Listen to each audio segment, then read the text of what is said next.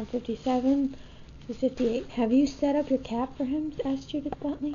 Kit colored to the edge of her bonnet. She would never get used to Judith's outspokenness. Goodness, no, she protested. Whatever made you think of such a thing?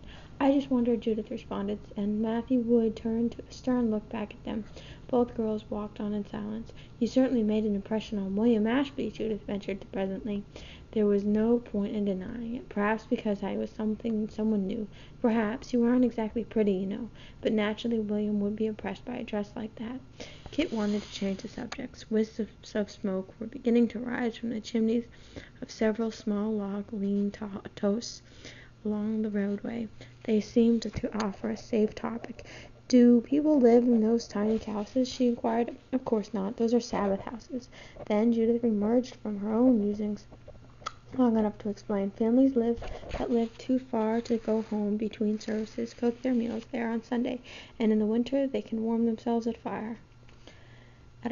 A chill trickle of doubt began to cool the glow of the noontime sun, and the memory of William Ashby's admiration. Surely Judith could not mean. Did you say between services? Kit inquired fearfully. Didn't you know there's a second service in the afternoon? Kit was appalled. Do you mean we have to go? Of course we go, snapped Judith. That is what the Sabbath is for.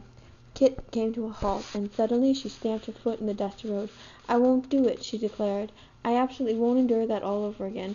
But one look at her uncle's shoulders, rigid in their Sunday black, and she knew that she would. Almost choking with helpless rage, she stumbled after Judith. She had moved ahead, too absorbed to even notice. Oh, why had she ever come to this hateful place? Chapter 6, page 59.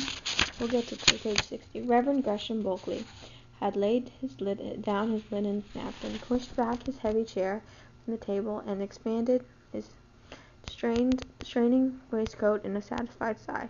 "A very excellent dinner, Mistress Wood. I warrant there's not a housewife in the colonies can duplicate your apple tarts." He had just better compliment that dinner, thought Kit. The preparation it had taken the better part of 4 days. Every inch of the great kitchen had been turned inside out. The floor had been sanded afresh, and the hairstone polished, the pewter scoured. The brick oven had been heated for 2 nights in a row, and the whole family had gone without sugar since Sunday to make sure that the minister's notorious sweet tooth would be satisfied.